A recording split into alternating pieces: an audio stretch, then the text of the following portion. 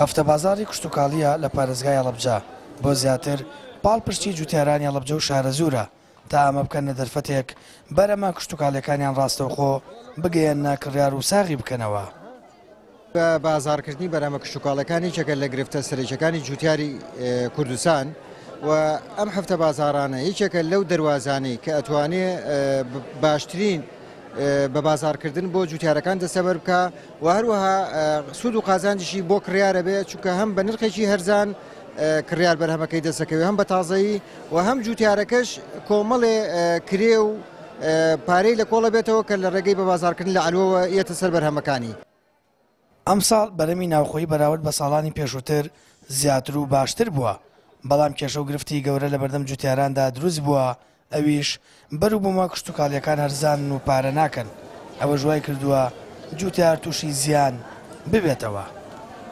ئەگەر ئەم هەفتە بازارانە بکرێتەوە ڕۆژانە ساڵانە دوو-سێ جار بکرێتەوە بەروبوومی خۆماڵی و لەگەڵ ڕێگەنەکانە ئەعلان بکرێ و پەخش بکرێت چەند جوان بەروبووم یەکمانەیە بێدەرمان بێکیمیایی خێنە بازارەوە چگای لە وڵاتان و لە بەڕادەوە چەند ساڵ و چەند مانگ ئەمێنێت و ئینجای خێنە کوردستانەوە بەس ئێستامە خۆماڵیە نەبەڕادی بینیوە ڕاستەخۆ لە کێڵگەکەوی خێنە بازار و سوودێکی باشی ئەو تام و لەزەتەی کە هەیەی ئەوە نییە کە بخێتە بەڕاد و دووبارە بخێتەوە بازار بەڕاستی گیرۆدە بووی مەدەست کەمی نرخۆ کاڵەکانمان بەروبوومەکەمان بە نرخی خۆی ناکات و پارێکی باش ناکات. ئێستا گەم بازارە کراوەوە لێرە هەفتە بازارە شتێکی زۆر باشە بۆ ئێمەکە هەندانێکە بۆ جوتیار و بۆ فەلاحەکان کە لێرە کاڵەکان ئێساخن و بە نرخێکی باشتر لە علوە و لە بازارەکانە گرنگە بۆ ئێمە جوتیار لەبەر ئەوەی ئێمە بەخوا ئەوەش نەبێڵانی قوربان ئێمە بەگران نایفرۆشین کیلوێ تری ئەدەین بە 1000 دینار تری کشمیشی ئەدەین بە 1000 دینار ئەو نوعەتریانە ئەنواع گەدام ناوە ئێمە بە 1000 دینار لە بازاریشە بە 2000 هەنجیری دەرەجەیەکم لایە ئەم بە 2500 دینار هەرمێم لایە هەرمەی خۆمانە ئەم بە 2000 تەماتەی دەرەجەیەکی خۆمانم لایە ئەمە نمونەی تەماتەکەیە ئەیدەم بە 500 دینار.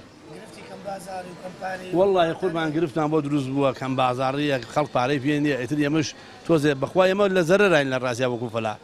بۆمان دەری نایارێت بەڵام ئیتر هەر مەجبورین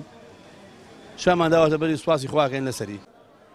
هەفتە بازاری کشتتوکاڵی بۆ خستنەوەی بەرەمە کشتتوکاڵیەکان بڕیار وایە هەموو ڕۆژێکی یێنی ئەنجام بدرێت و 100 باخەوان و جوتیار و خاوەن پیشە بەشداری تێدا دەکەن. ئەوە ژۆک پاڵپشتیەک بۆ ساغکردنەوەی بەرەمی جوتیار و گرنگیدان